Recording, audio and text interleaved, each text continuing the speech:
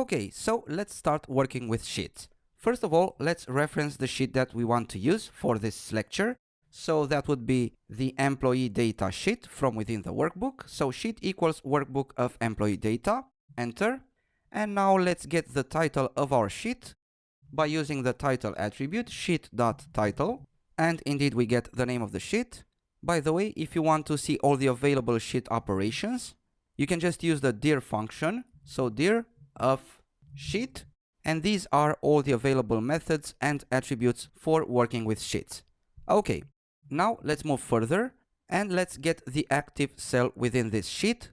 So we would have sheet dot active cell, and this is usually the first cell in the sheet, and that would be A1. So let's check this, and of course A1 is the active cell of this sheet, of the employee data sheet. Okay, now how can we get the dimensions of the sheet? That would mean the array populated with data.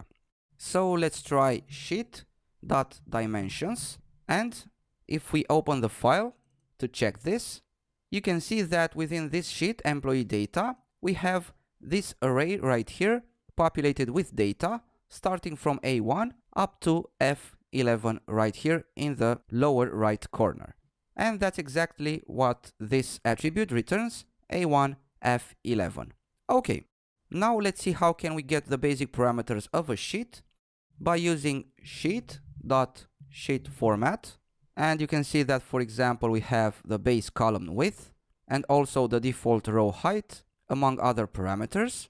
Let's also use sheet.sheet_properties, another attribute that also returns various parameters about the sheet.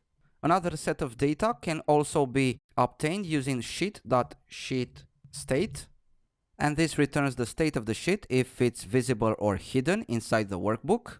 Also we have sheet.sheetView, and again we have another set of data about the sheet. And I'm not going to insist too much on these basic parameters about a sheet because you most probably won't use them too often.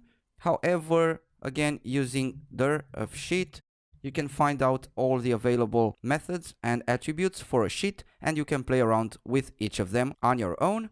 For now, let's get on to more interesting things. For example, getting the number of rows inside the sheet. To do that, we have sheet.maxRow, and of course we have 11 rows inside our sheet, as you can see right here. Of course, the same thing can be done for the columns, so sheet.maxColumn, and indeed we have 6 columns, A, B, C, D, E, and F. Okay, what else? For example, we can return the rows in a sheet as tuples by simply iterating over sheet.values, so using the values attribute. Let me show you this.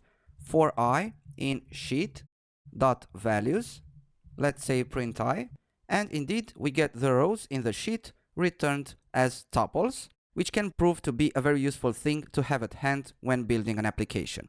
Okay, so these were some general considerations about sheets. You've seen how to access various properties and attributes related to a sheet, how to get the number of rows and columns inside the sheet, and also how to iterate over the rows in a sheet and print these rows in the form of a tuple. In the next lecture, we are going to start working with more advanced sheet operations and see what other information about a sheet can we extract using the OpenPyXL module. So I'll see you in the next lecture.